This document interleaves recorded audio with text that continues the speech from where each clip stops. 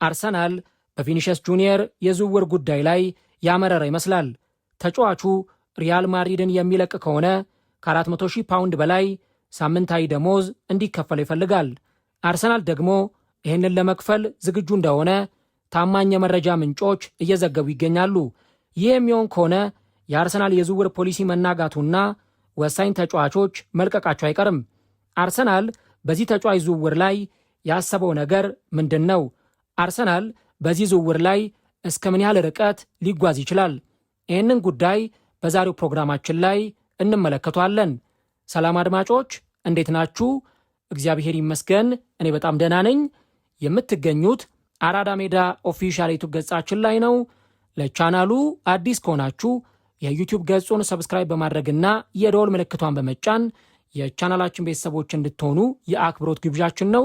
እንዲሁም ደግሞ ዩቲዩብ ፕሮግራሙን ለበርካታ ተመልካቾች እንዲያደርሰው የእናንተ በብዛት ላይክ ማድረግ እጅግ በጣም ይጠቅመናልና ሁላችሁም ይህንን ቪዲዮ ስትጀምሩ ላይክ በማድረግ ፕሮግራሙን መጀመራችሁን አስታውሱ። የአራዳ ሜዳ ኮሜንታተር ተስፋ ወርቅ ሉል ሰገድ አብሬያችሁ ቆይታ አደርጋለሁ። ፈጣሪ ፈቅዶ በድጋሚ በሌላ ፕሮግራም ከእናንተ ጋር ተገናኘን። በዚህኛው ፕሮግራማችን ላይ ደግሞ የቪኒሺየስ ጁኒየርን ሰሞንኛውን የዝውውር ጉዳይንና የአርሰናልን የዝውውር እንቅስቃሴን የምንመለከት ይሆናል ማለት ነው። በሳምንቱ መጨረሻ ከሰማናቸው ትላልቅ የዝውውር ጉዳዮች መካከል አንዱ አርሰናል ቪኒሺየስ ጁኒየርን ማስፈረም ይፈልጋል። አርሰናል ቪኒሺየስ ጁኒየርን ለማስፈረም ኤክስፕሎር እያደረገ ነው፣ እያጠያየቀ ነው የሚለው መረጃ የበርካቶችን ትኩረት የሳበ የዝውውር ጉዳይ ሆኗል። ታዲያ የቪኒሺየስ ጁኒየርን የዝውውር ጉዳይን በተመለከተ ሐሳቦችን ስናነሳ ቀድመን ከፊት ማንሳት የሚገቡንና መመለስ የሚገባቸው ጥያቄዎች አሉ። አንደኛ ቪኒሺየስ ጁኒየር ውሉን ያራዝማል ወይ?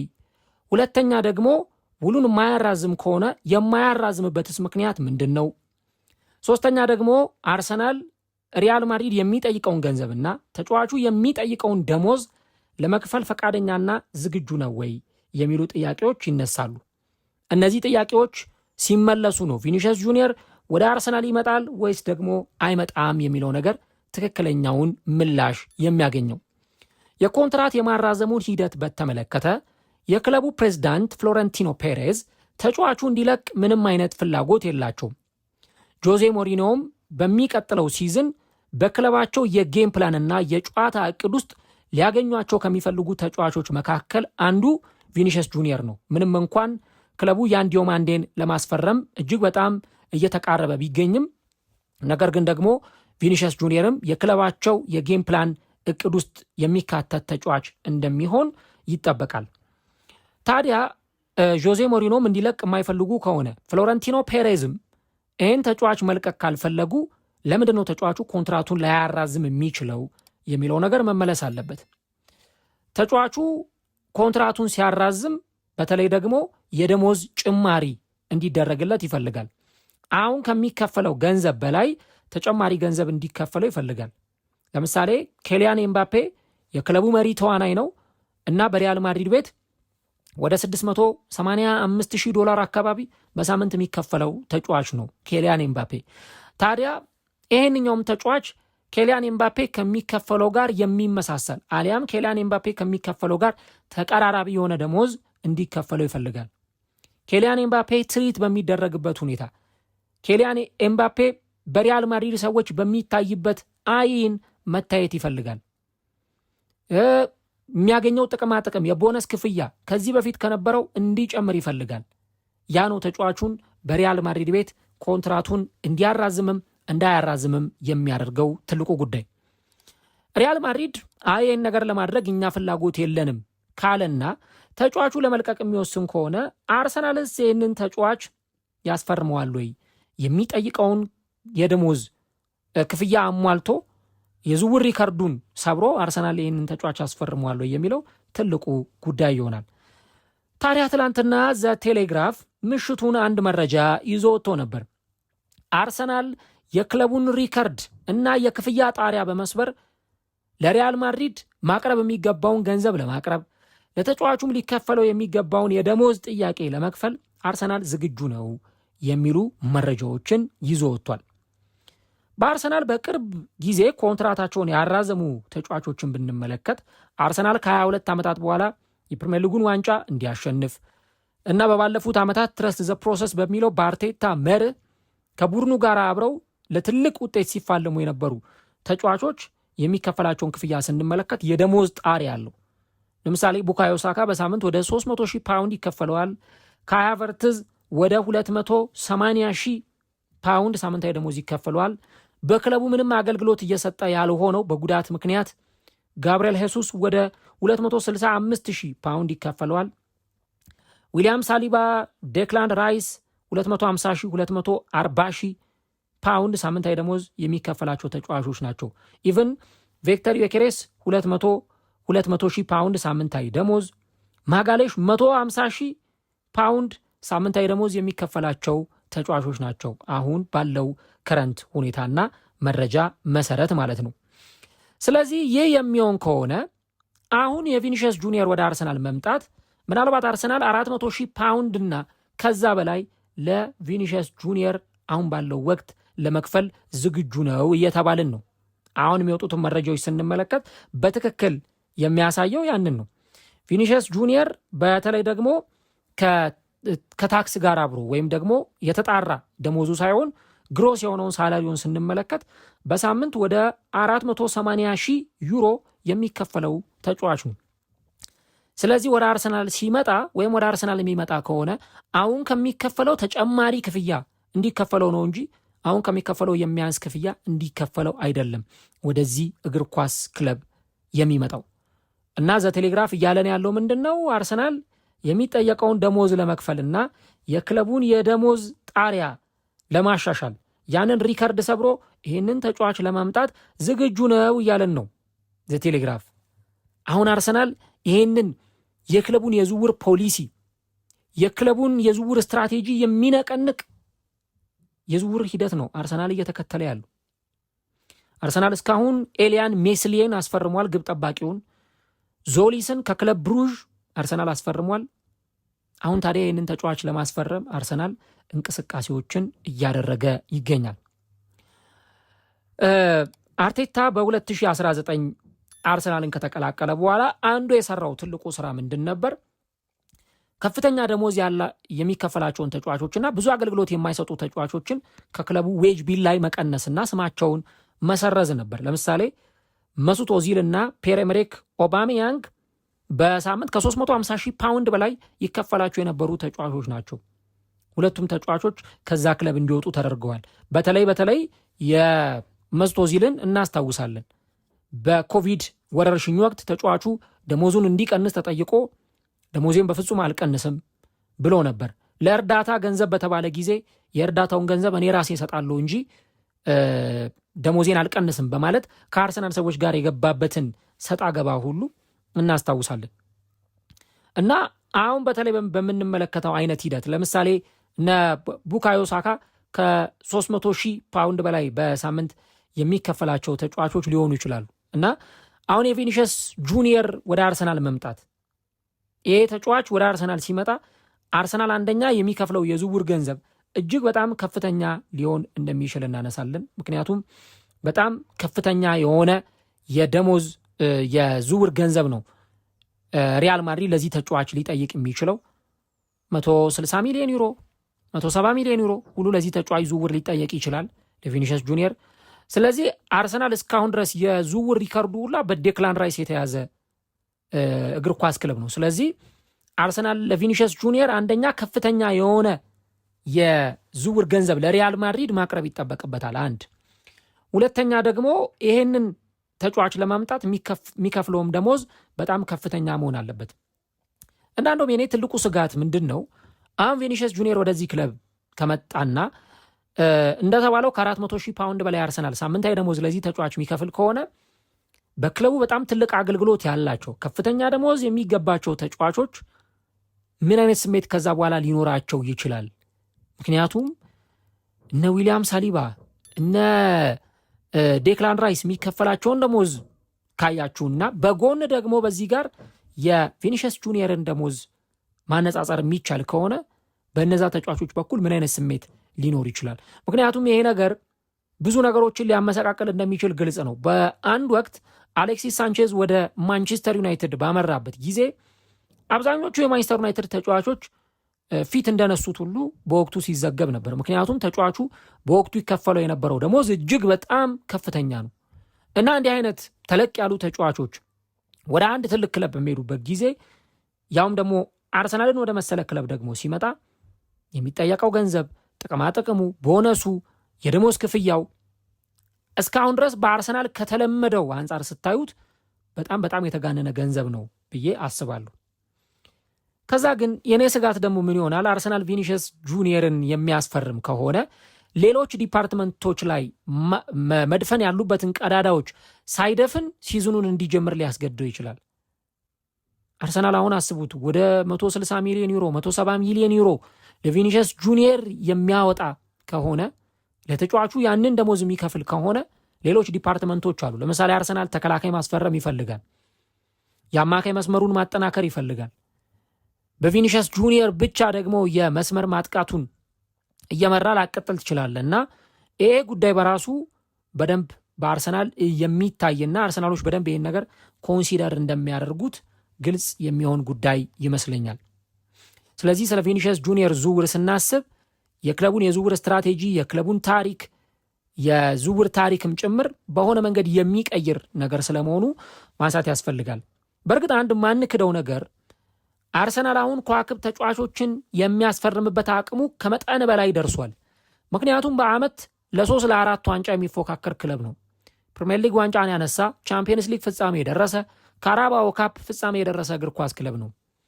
ስለዚህ አሁን እነዛን ያጣቸውን የቻምፒየንስ ሊግ ዋንጫዎች፣ ሌሎች ዋንጫዎችን ለማግኘት እንዲህ አይነት ከዋክብት ተጫዋቾችን ለማስፈረም ማሰቡ ጤናማ ሊሆን እንደሚችል ሁላችንም መገመት እንችላለን።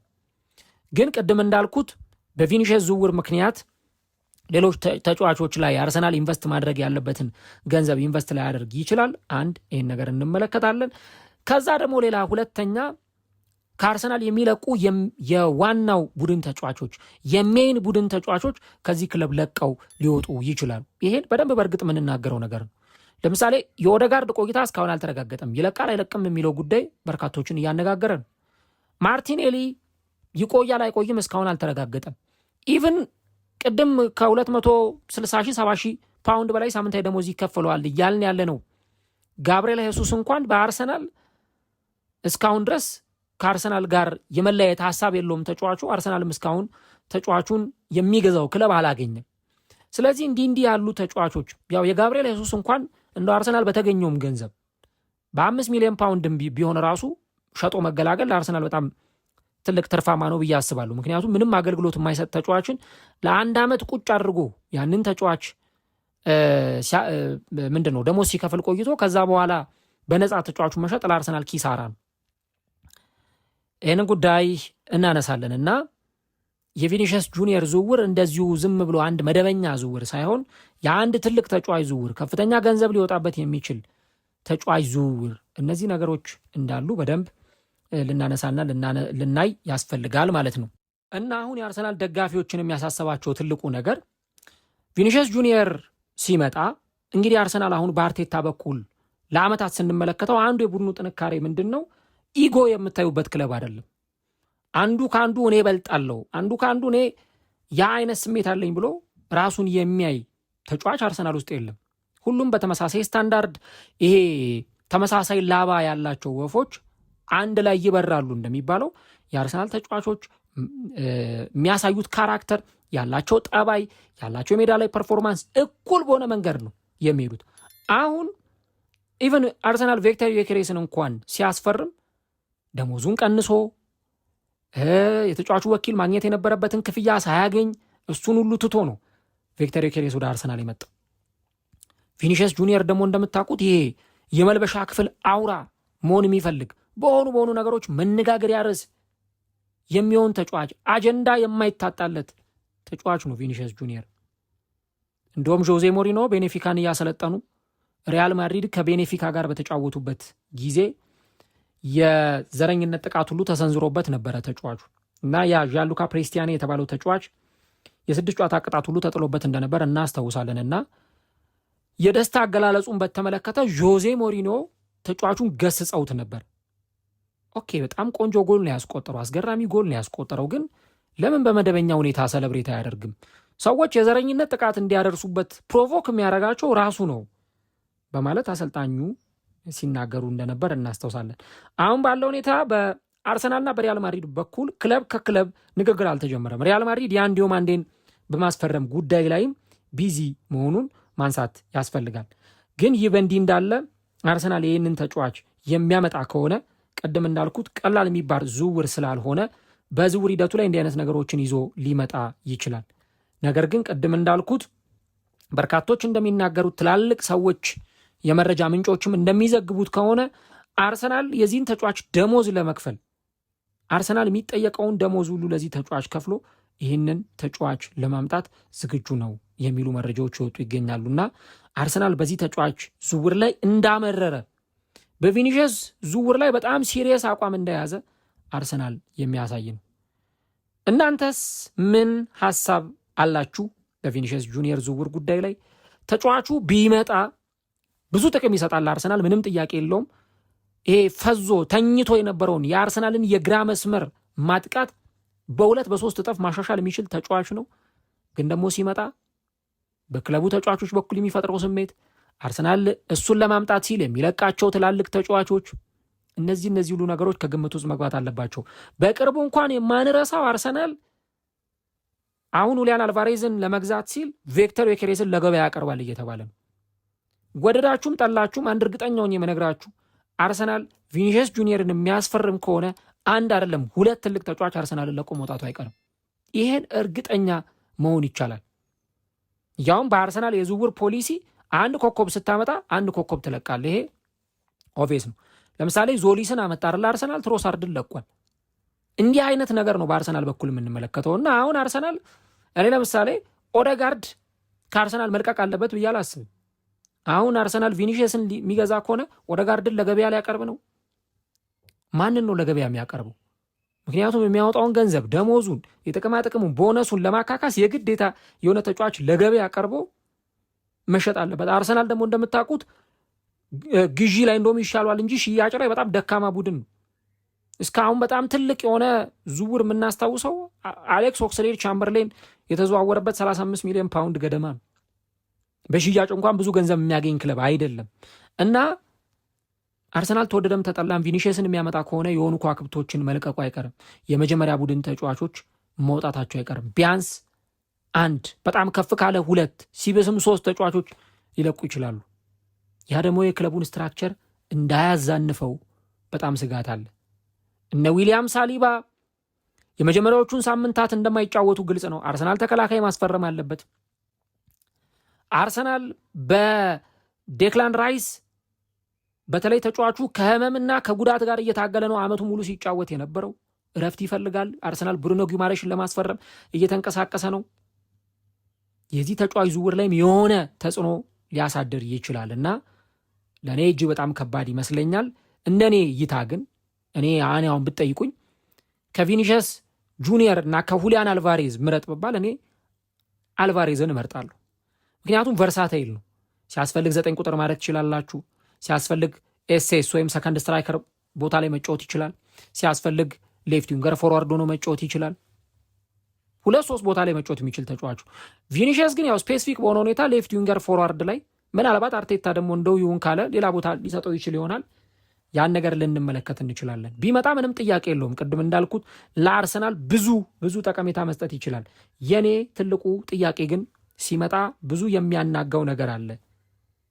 እንኳን አይደለም አርሰናል ቤት ይቅርና እነ ቼልሲ ቤት እነ ማንቸስተር ዩናይትድ ቤት በትላልቅ ገንዘብ ተጫዋቾች ሲመጡ ምን ያህል ብዙ ነገሮችን እንደሚያመሰቃቅሉ ታውቃላችሁና ያን ነገር ለማለት ያህል ነው። እናንተስ በዚህ ተጫዋች ዝውውር ጉዳይ ላይ ምን ሐሳብ አላችሁ? አርሰናል ቪኒሺየስ ጁኒየርን የተጠየቀውን ገንዘብ ከፍሎ የተጠየቀውን ደሞዝ ጥቅማጥቅም ከፍሎ የሆኑ ተጫዋቾችን ሸጦ ቪኒሺየስን ቢያመጣ ይሻላል ወይስ እና አልቫሬዝን ቢያስፈርም ይሻላል? ኮሜንት ላይ የገባችሁ ሐሳቦቻችሁን አስቴቶቻችሁን ልታጋሩን ትችላላችሁ። ፌስቡክ ላይ የምትከታተሉን አድማጮቻችን የፌስቡክ ገጻችንን ፎሎ ማድረጋችሁን አትርሱ። በዩቲዩብ የምታደምጡን ሙሉ ፕሮግራሙንም ዩቲዩብ ላይ ታገኛላችሁ። ሰብስክራይብ፣ ላይክ ማድረጋችሁን አትርሱ። ስለ ቪኒሺየስ ጁኒየር ዝውውር ኮሜንት ላይ ሀሳቦቻችሁን በሀሳብ በምክንያት አስቀምጡልን። ከዛ ውጪ ግን መጀመሪያ መጠየቅ ያለበት ተጫዋቹ ውሉን ያራዝማል ወይስ አያራዝምም የሚለው ጉዳይ ነው። እሱን እንግዲህ ቀጣዮቹ ቀናት ቀጣዮቹ ሳምንታት ለዚህ ምላሻቸውን የሚሰጡ ይሆናል ማለት ነው።